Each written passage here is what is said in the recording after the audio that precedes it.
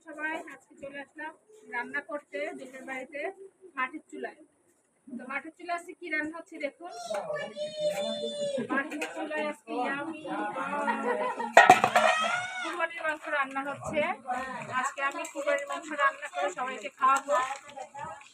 তো কত সুন্দর কালার দেখুন, একদম বাটা মশলা দিয়ে রান্না হচ্ছে। একদম মাটির চুলার যে একটা ঘ্রাণ স্মেল অলরেডি বেরিয়ে গিয়েছে। যা সবে মাত্রই বসিয়ে দিয়েছি মশলাটা দিয়ে। তো এতটাই মজা হবে, কারণ যতই বলেন না কেন আমরা শহরে যত কিছু দিয়ে রান্না করি না কেন ওই স্বাদটা পাওয়া যায় না চুলোয়। লাগবে না, ওটা আমার লাগবে না। তো এই যে লাকড়ি দিয়ে মাটির চুলো দিয়ে রান্না করতেছি। আমি যখনই আসি দেশের বাড়িতে আমি চেষ্টা করি একদিন না একদিন রান্না করতে। আর আজকে আমি সবাইকে খাওয়াবো, কারণ সবাই বলে যে আমার রান্না দেখে কেউ রান্না করে খাওয়ায় না। তো দেশে তো সবাইকে খাওয়ানো সম্ভব না, তো চেষ্টা করি যে এসে একদিন হলেও সবাইকে রান্না করে খাওয়াতে।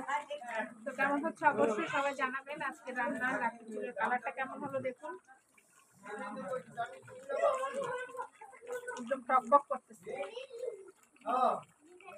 আর মশলাগুলো দেখছেন একদম শিলপাটায় বাটা মশলা দিয়ে রান্না, বাটা মশলা রান্নাই অন্যরকম।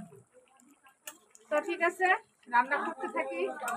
আর নাই কালকেই চলে যাবো। আজকেই মজার মজার রান্না, মজার দিন সবই শেষ হয়ে যাবে। ঠিক আছে, সবাই ভালো থাকবেন। পুলিশ নিয়ে কি হয় অবশ্যই দেখাবো। ওকে, আল্লাহ হাফেজ।